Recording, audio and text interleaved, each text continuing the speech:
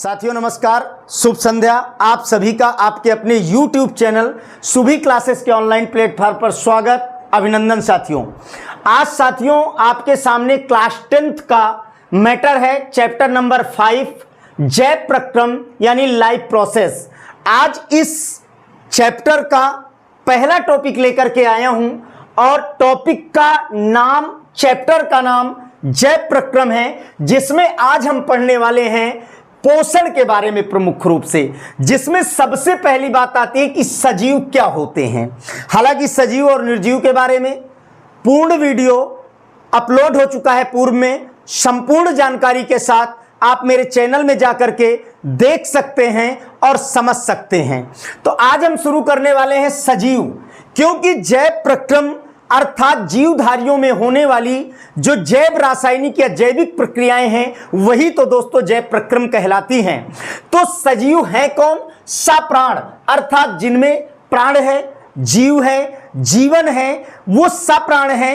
अर्थात कहने का मतलब है कि जीवित वस्तुओं को ही सजीव कहा जाता है, जैसे पादप और जंतु, जिनके कुछ विशेष लक्षण या विशिष्ट लक्षण ये परिलक्षित करते हैं कि ये सजीव हैं।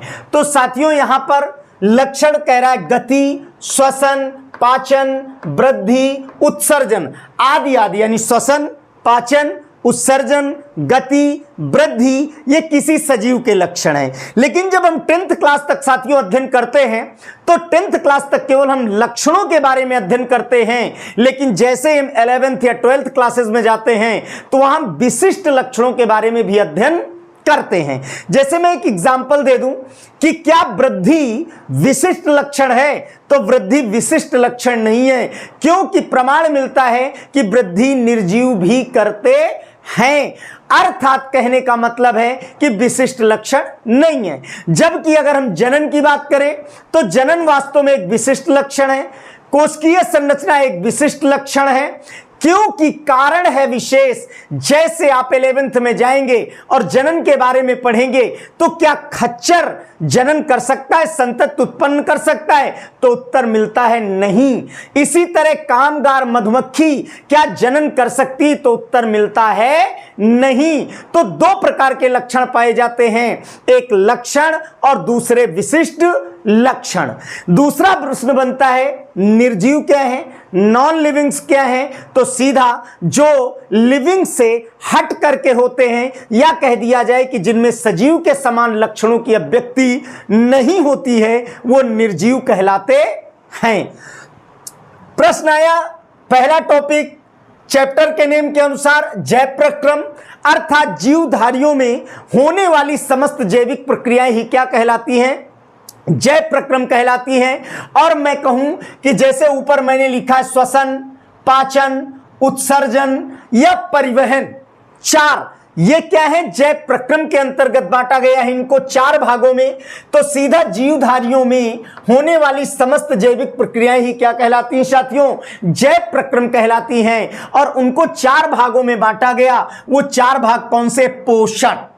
क्या है सबसे पहला? पोषण, अर्थात प्रत्येक प्राणी को कार्य करने के लिए ऊर्जा की आवश्यकता होती है और उस ऊर्जा की प्रतिपूर्ति, या कह दिया जाए कि समस्त जैविक प्रक्रियाओं के संचालन के लिए किसकी आवश्यकता है? पोषण की आवश्यकता है। अगर पोषण नहीं मिलता है, पर्याप्त मात्रा में पोषक तत्व या भोज्य पदार्थ के अवयव नहीं मिलते हैं, तो कुपोषण का शिकार भी व्यक्ति हो जाता है और उन तत्वों की कमी से अनेक प्रकार के साथियों रोग उत्पन्न हो जाते हैं। तो पोषण सबसे पहला है पोषण। दूसरा है श्वसन, अर्थात श्वसन सभी प्राणियों का प्रमुख लक्षण है और जो जीवधारी हैं वो श्वसन करते हैं। जैसे श्वसन में ऑक्सीजन लेते हैं और कार्बन डाइऑक्साइड को मुक्त करते हैं, अर्थात ऑक्सीजन का लेना और कार्बन डाइऑक्साइड का मुक्त करना ही तो श्वसन कहलाता है। उसके बाद वाहन या परिवहन यानी ब्लड सर्कुलेशन, रक्त परिसंचरण से संबंधित है, जिसमें रक्त के माध्यम से पूरे शरीर में सभी पोषक तत्वों को ले जाया जाता है और अपशिष्ट पदार्थों को लाया जाता है, और जस्ट उसके बाद है उत्सर्जन यानी शरीर से अपशिष्ट पदार्थों को त्यागने की प्रक्रिया क्या कहलाती है साथियों? उत्सर्जन कहलाती है। तो पोषण क्या है? तो जीवधारियों द्वारा कार्य करने के लिए ऊर्जा की आवश्यकता होती है। किसके लिए? कार्य करने के लिए। किसकी आवश्यकता है? ऊर्जा की आवश्यकता है। उस ऊर्जा की प्रतिपूर्ति के लिए पोषक तत्वों को ग्रहण करने की क्रिया क्या कहलाती? पोषण कहलाती है। यानी प्रत्येक जीवधारी क्या करता है? पोषण लेता है। और पोषण किस लिए लेता है? ताकि ऊर्जा प्राप्त हो और जिसके माध्यम से कार्य करने की क्षमता प्राप्त हो। तो अर्थात जिन पोषक पदार्थों को या तत्वों को ग्रहण किया जाता है, बस वही क्या कहलाता है? पोषण कहलाता है। पोषण के आधार पर दो भागों में बांटा गया है, स्वपोषी और विषमपोषी, या कह दिया जाए परपोषी। प्रश्न यह बनता है कि जैसे दो भागों में बांटा गया, सबसे पहला है स्वपोषी, दूसरा विषमपोषी या परपोषी।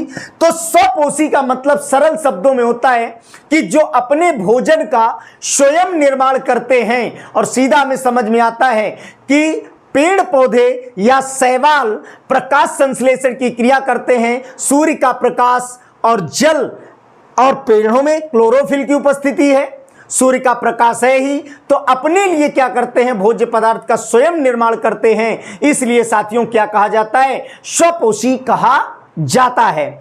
यहां पर मैंने लिखा भी है स्वपोषी कि प्रकृति में पाए जाने वाले ऐसे जीवधारी जो अपने भोजन का निर्माण स्वयं करते हैं, जैसे पेड़ पौधे, शैवाल आदि। लेकिन यहां से परिभाषा साथियों पूर्ण नहीं हो जाती।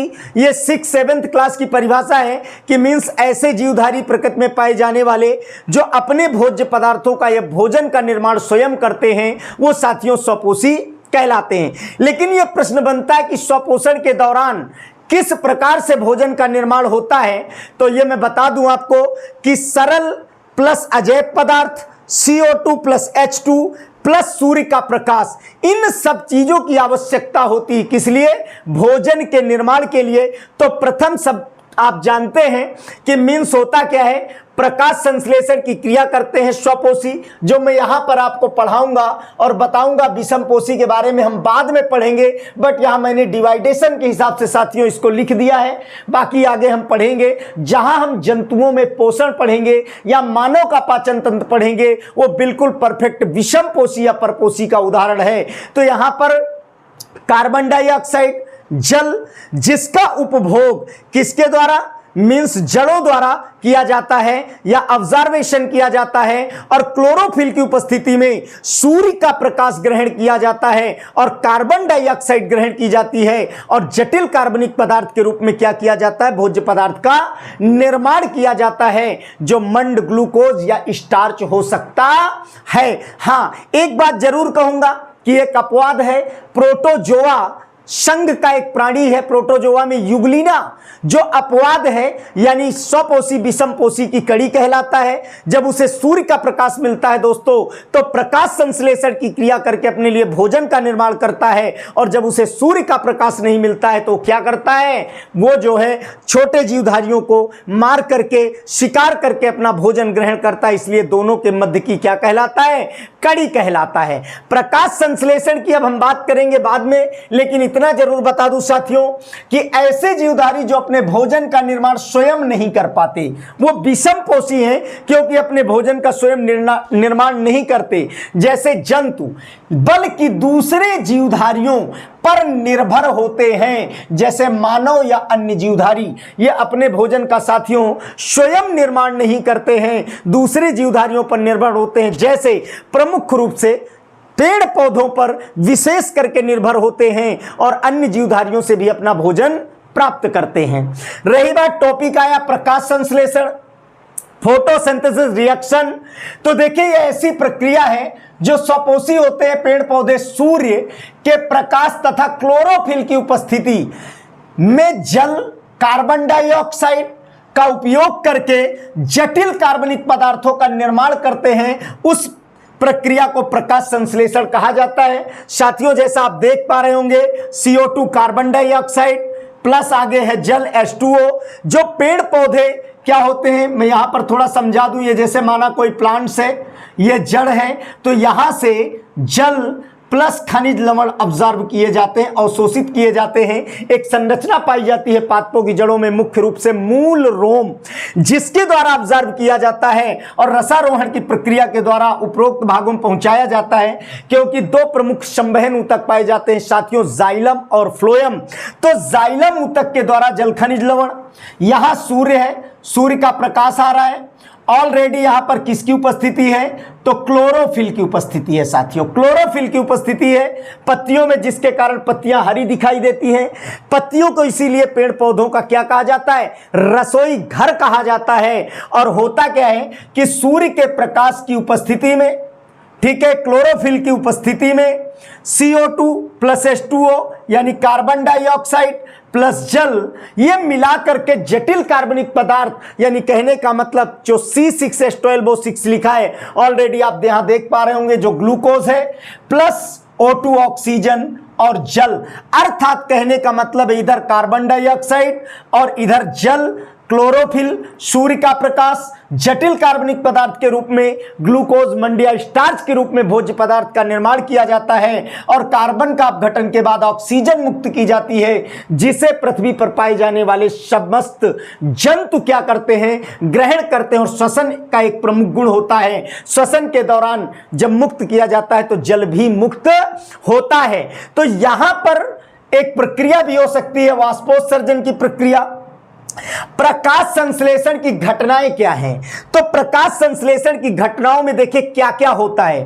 क्लोरोफिल द्वारा प्रकाश ऊर्जा को अवशोषित करना, किसके द्वारा, सूर्य का प्रकाश आता है, सूर्य का प्रकाश आया, सनलाइट आई, क्लोरोफिल की उपस्थिति पत्तियों में है, इसके माध्यम से क्या किया जाता है कि जो है सौर ऊर्जा, इस संसार की सबसे बड़ी ऊर्जा है सूर्य से प्रकाश जो है, तो प्रकाश ऊर्जा को अवशोषित किया जाता है। अब प्रकाश ऊर्जा को क्या किया जाता है, रासायनिक ऊर्जा में बदला जाता है और जल जो होता है, जिसको मैंने यहां H2O लिखा है, उसका अपघटन हाइड्रोजन और ऑक्सीजन में हो जाता है। क्या हो जाता है, अपघटन हो जाता है साथियों हाइड्रोजन और ऑक्सीजन में। उसके बाद CO2 का कार्बोहाइड्रेट में अपचयन किया जाता है। किसमें किया जाता है, CO2 का कार्बोहाइड्रेट में अपचयन कर दिया जाता है। उसके बाद एक संरचना पाई जाती है साथियों, रंध्र। रंध्र पर मैं बाद में बात करूंगा, लेकिन प्रकाश संश्लेषण में मैंने बताया कि कार्बन डाइऑक्साइड वायुमंडल से ली जाती है, जल जड़ों द्वारा ऑब्जर्व किया जाता है, सूर्य का प्रकाश लिया जाता है, प्लस क्लोरोफिल की उपस्थिति है, जो कच्ची सामग्री की आवश्यकताएं होती हैं उनकी प्रतिपूर्ति करके प्रकाश संश्लेषण की क्रिया के बाद जटिल कार्बनिक पदार्थ के रूप में पेड़ पौधे अपने लिए क्या करते हैं, भोजन का निर्माण करते हैं। अब रही बात कि रंध्र पत्तियों में पाए जाने वाले सूक्ष्म छिद्र होते हैं साथियों, और इन सूक्ष्म छिद्रों की संरचना कैसी होती है, तो जगह कम है साथियों, लेकिन मैं फिर भी प्रयास करता हूं आपको बताने का। क्या कह रहा है, पत्तियों में पाए जाने वाले सूक्ष्म छिद्र क्या कहलाते हैं, रंध्र कहलाते हैं। अब इनका कार्य क्या है, गैसों का विनिमय और वाष्पोत्सर्जन। तो देखेंगे संरचना कैसी होती है, तो कुछ साथियों इस प्रकार की संरचना पाई जाती है। कैसी संरचना पाई जाती है साथियों, इस प्रकार की संरचना पाई जाती है रंध्रों की, जो डायग्राम माइक्रोस्कोप से देखने पर मिलेगा। और इस प्रकार से मैं कुछ बना देता हूं। यह बिल्कुल परफेक्टली किसकी संरचना है, तो साथियों रंध्र की संरचना है, जो कि पत्तियों में पाई जाती है। अब प्रश्न यह बनता है कि मीन्स द्वार कोशिकाएं कहां पर होती है और रंध्र कहां पर होता है, तो ये जो मध्य का स्थान है ये क्या कहलाता है, रंध्र कहलाता है। क्या कहलाता है, रंध्र कहलाता है। और जो इस प्रकार की संरचनाएं ये दिखाई देती है साथियों क्या कहलाती है, हरित लवक, जो एक वर्णक है, क्योंकि वर्णक 3 प्रकार के होते हैं। कौन कौन से, हरित लवक, वर्णी लवक, अवर्णी लवक, जो हम पढ़ेंगे चल करके आगे 11th क्लास में। और उसके अलावा शेष संरचनाएं जो होती हैं वो क्या कहलाती हैं, द्वार कोशिकाएं कहलाती हैं। क्या कहलाती हैं, द्वार कोशिकाएं कहलाती हैं। तो इस प्रकार की संरचना रंध्र की होती है। जब जल का ऑब्जर्वेशन ज्यादा होता है या तापमान ज्यादा बढ़ता है तो ऐसी स्थिति में क्या होता है, द्वार कोशिकाएं फूल जाती हैं और रंध्र क्या होते हैं, खुल जाते हैं और जल की अतिरिक्त मात्रा को बाहर निकाल दिया जाता है। यह प्रक्रिया क्या कहलाती है, वाष्पोत्सर्जन कहलाती है। प्रश्न यह बनता है कि यहां पर मैं एक छोटा सा डायग्राम बना दूं जो बुक में बना हुआ है साथियों। ये एक माना पत्ती है, ये एक पत्ती की काट है। अगर उस पत्ती की काट को हम देखें तो कुछ इस प्रकार की संरचनाएं दिखाई देती हैं। तो पत्ती में क्या है, हरी पत्ती है, क्लोरोफिल पाया जाता है और साथ में Mg मैग्नीशियम तत्व प्रमुख रूप से पत्ती में पाया जाता है। और ऑलरेडी मैंने कहा ये क्या है, तो ये क्लोरोफिल है, अर्थात कहने का मतलब पत्ती कैसी, हरी। तो हरी किसके कारण है, तो क्लोरोफिल की उपस्थिति के कारण है साथियों।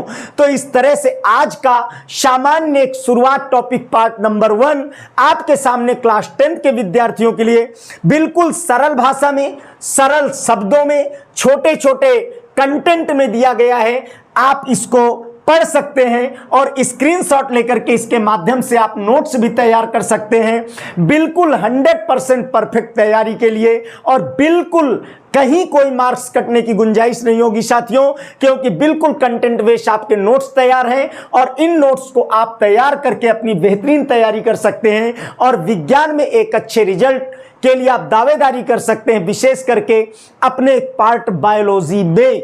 तो आज जय प्रक्रम का पहला पार्ट और नेक्स्ट टाइम आपको लेकर के मिलेंगे दूसरा पार्ट, जिसमें टॉपिक होगा क्या रह गया है, विषम पोषी पोषण के बारे में हम लेकर के मिलेंगे, जिसमें कि विषम पोषी जो क्या है दूसरे जीवधारियों पर आधारित होते हैं अपने भोजन के लिए, जैसे मानव या अन्य जीवधारी दूसरे जीवधारियों पर आश्रित होते हैं। तो इस टॉपिक को लेकर के मिलेंगे नेक्स्ट वीडियो में। तब तक के लिए धन्यवाद, नमस्कार साथियों।